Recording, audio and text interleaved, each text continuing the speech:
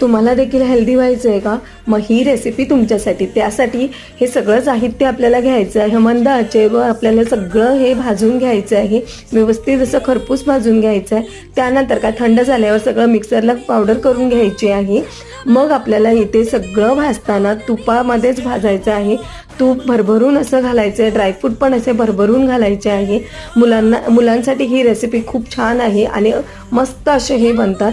त्यानंतर काय तूप घालून 1 वाटी बेसन आपल्याला इथे भाजून घ्यायचं आहे. त्याच वाटीने आपल्याला 2 वाटी गव्हाचं पीठ भाजून घ्यायचं आहे. त्यानंतर आपल्याला इथे गूळ वितळून घ्यायचं आहे आणि ह्याची मी पूर्ण डिटेल रेसिपी चॅनलवर अपलोड केलेली आहे. मेन म्हणजे हे मुलांसाठी खूप हेल्दी आहे आणि खायला खरंच खूप मस्त लागतात. मग का हाताने मळून घ्यायचं आणि पटापट असे लाडू वळून घ्यायचे. हे मेथीचे लाडू खाण्यासाठी खूपच मस्त आणि हेल्थसाठी खूप छान आहे. चला मग तुम्ही पण पटकन बनवून पटकन चॅनलला सबस्क्राईब करा. Thank you for watching.